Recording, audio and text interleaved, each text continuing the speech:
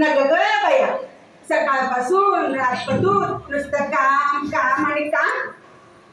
अहो मला या घरात पुन्हा कुणाचं ऐकावं हेच उमगना.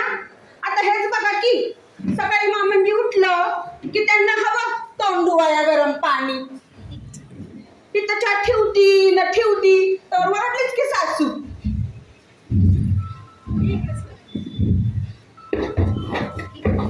अरे अगं ये पारे, ते गुलाबाची झाडझूड कोण करायची का तुझा पायच करायचंय गे? आता तिथं माझ्या बाल आणायची काय गरज म्हणते मी, तरी बया मी गप बसते. माझी नणंद कॉलेजला जाती, तिची वेणी करा, तिला तिच्या केसांचा पफ काढा, तिला कॉलेजला घाला. जायला मेलं तिचं कॉलेज. म्हटलं जायला मेलं तिचं कॉलेज, मनातच म्हटलं बरं एवढे बरंच किती.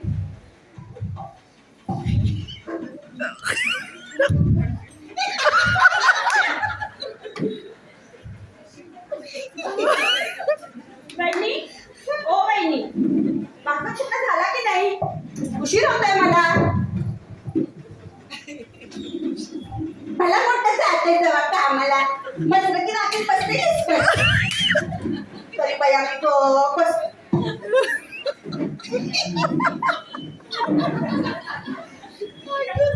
एवढ्यात आलीच की कारभारली चहा.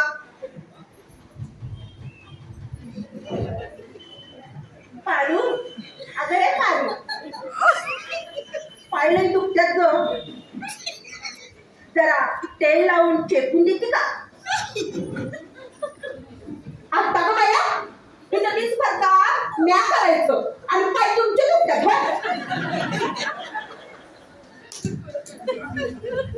म्हणतात कसे तसं नवं का पाय, शेत नाही लांब आहे, येऊन जाऊनच पाय दुखतात बघ. तुझ्या बाळाला सांगते एखादी फटफटी घ्यायला. काय दिलं ग तुझ्या बाळाने लग्नात? येऊन जाऊन 20,000 गुंडा. यावरनं त्यांनी माझं आई बा काढलं. आता पण तुम्ही बसले, पण आता नाही का बसायची, तरच जाते मी माहेराला आणि कार्तिकेयांची फटफटी. पण तुमच्या शहराचं पण काही खरं नाही बरं का. अहो परवाच मी माझ्या माहेरच्या काकूकडं गावाला गेली होती. दार वाजवती मी वाजवती तर आलीच की काकू दारात. मला बघितल्यावर पडली की माझ्या गळ्यात आणि लागली की ढसा ढसा रडायला. मला गावाकडे आबोली म्हणते. म्हणती कशी आबोली? काकू आबोली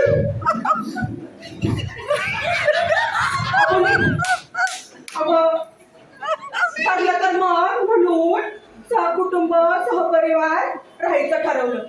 पण कुठलं काय इकडं जो तो म्हणतोय रंग माझा वेगळा. आता तर काय धाकलीसून आल्यापासून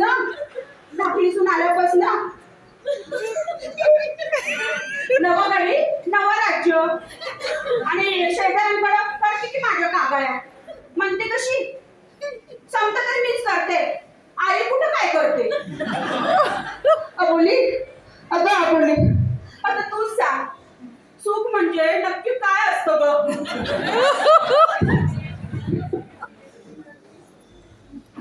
आता ग बाया नाटक चक्रमच झाले. पण मला कळालं जेव्हा तिच्या मी हातात बटनांचं डबडं बघितलं तेव्हा मला कळालं. अगं ती बसली घुसली त्या मालिकांच्या खोक्यात. हा खुपसून तोंड खुपसून. अहो आपला देश कुठं चाललाय, त्याला पुढं कसं न्यायचा? आपली ले शाळेला जाती की कॉलेजला जाती, ती कशी जाती कुठं जाती, घरी सुखरूप कशी परत येते याचा विचार नाही. पण अरुंधतीचं कसं व्हायचं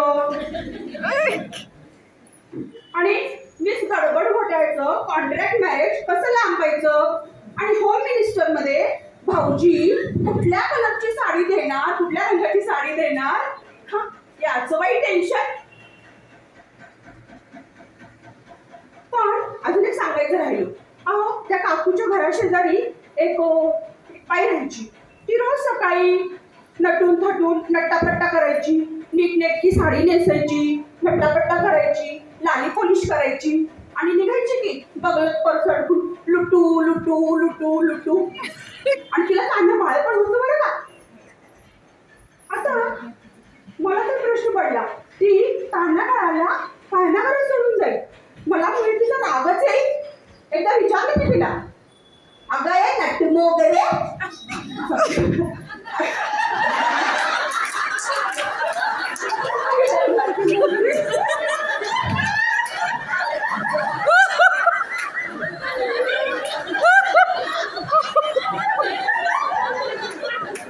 सोडून जातीस तुझ्या बाळाला पाण्यावर आणि येती पाच किलो तिने सांगला.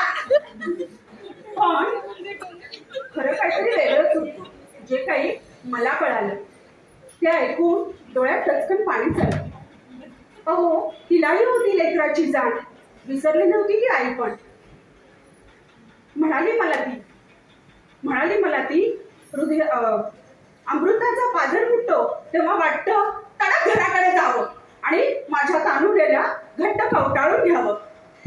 त्याच्या चेहऱ्याला पाहावं, त्याचे अबोल बडबडे शब्द कानी ऐकावं. पण आड येते ही कर्तव्याची बेडी. तिला झुगारून टाकता येत नाही आणि काही केल्या आयुष्याची फरफट काही सुटत नाही.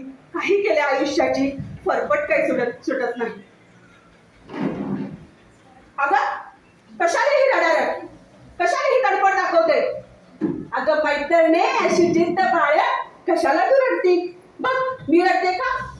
आता माझी येईल बघ सासू बोकली, जाते बाया मी बिगी. पण तू मात्र रडू नको. अगं ह्या भारत भूमीमध्ये नारी जातीमध्ये तुझा जन्म झालाय. ह्या भारत भूमीमध्ये ज्ञानोबाची मुक्ताई बहिणाबाई कांडोपत्र होऊन गेली. ललिताबाई बापर मैत्रेयी आणि गार्गेही घडल्या. अशा नारी जातीमध्ये तुझा जन्म झालाय. तेव्हा गर्व बाळग प्रतिभा बाईपणाचा, गर्व बाळग तुझ्या बाईपणाचा. गर्व बाळग तुझ्या बाईपणाचा. उतू नको, मातू नको, घेतला बसा तू टाकू नको. समजा जग आहे तुझ्या सोबत. कर्तव्य तुझं तू विसरू नको, कर्तव्य तुझं तू सोडू नको. थँक्यू.